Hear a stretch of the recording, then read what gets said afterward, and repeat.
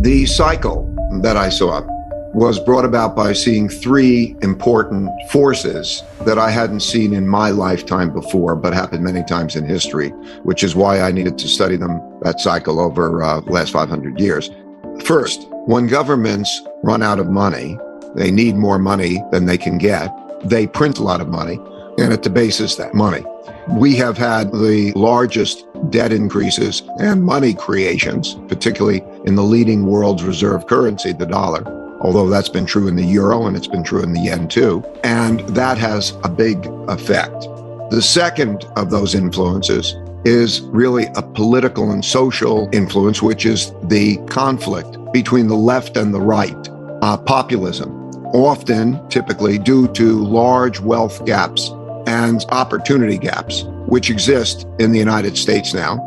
And so you're seeing a conflict, you're seeing almost a civil war, because as you have populism consists of representatives who will fight rather than compromise, fight for their way of doing things. And so we have an ideological and economic differences that are also political differences that you could see every day reflected in the news. And you saw become in January 6th that the issue of losing. I think we're in a situation where we can have an election in which neither side accepts losing. And so we see that reflected all the time, such as the Supreme Court ruling on abortion. You see that type of conflict. That conflict, the measures, I like to measure things, is the greatest since 1900. And that also relates to the economic one I touched. And then the third, as far as the changing world order, is the relative decline of the United States and rise of China and other countries. India, for example, of course, has improved its position, many countries. So that when the New World Order began in 1945, world orders come after a war, and then the victors in that war determine how things should go. In 1945, when the United States won the war, it was the richest country in the world. It had 80% of the world's gold, and gold was money. And it had half the world economy, half of world GDP. And it had a monopoly on the military power. It was the dominant world power. And that's why we have the United Nations in New York, the IMF and the World Bank in Washington, D.C. And that relative positioning, there's been a decline in that relative positioning and the emergence, particularly of China, as a great power. And so there is a great power competition taking place. And traditionally, through history, that is resolved by conflict. So we have 5 different kinds of wars that happen, and we're seeing them now: a trade war, a technology war, a geopolitical influence war, a capital war, and a military war possibilities. So that confluence produces these difficult periods. The last one was 1930 to 1945, and that's what we're in the midst of. So it's very important for me as a global macro investor to understand those, and that's why I did this study. It affects my positioning today. The most important thing is to not own debt assets which are subject to inflationary pressures. If you're buying an inflation indexed asset, that would be fine. They're inflation index bonds, but to not own assets which will lose their buying power because there's a lot of debt and has to be printed. The second is to create a diversified portfolio of assets, a well-balanced.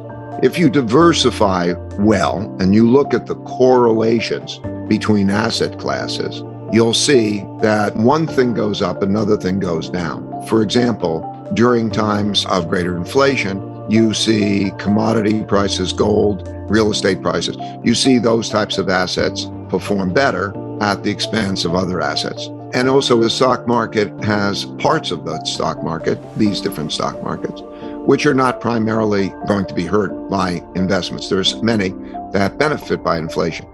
So to create a diversified portfolio, diversification is of paramount importance because it is the way that you can maintain a good return without as much risk. In other words, if you pick investments that have about the same expected return, but they're not correlated, and you put them together well, you can reduce up to 80% of your risk without reducing your return.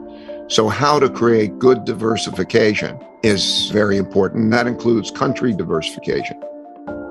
All the currencies are now fiat currencies. The dollar, of course, is the leading world's reserve currency. They are related to each other. No country wants, in this environment of relative depression or relative lower prosperity, no country wants to see its currency go up too much. So the fiat currencies, this tends to be a fair amount of printing money and then a lowering of that. We are in a temporary period that I would say will probably last 6 to 12 months of a tightening in monetary policy, but that will be the correction in the trend. That tightness will produce weakness in markets, to be followed by weakness in the economy, to be followed by another round of easing. So I want to be clear, the printing of money and the large debt will have a correction as there is this tightening coming up, which will be probably over the next 6 to 12 months. You'll have that. So as a storehold of wealth, they won't bring interest rates during that tightening to a level that will compensate for inflation. So you'll still lose money to inflation, which means it's still better off in those inflation hedge assets. So when we look at the currencies, we're used to looking at them in relationship to each other, but they all have that issue. And then there are non-currency, non-fiat.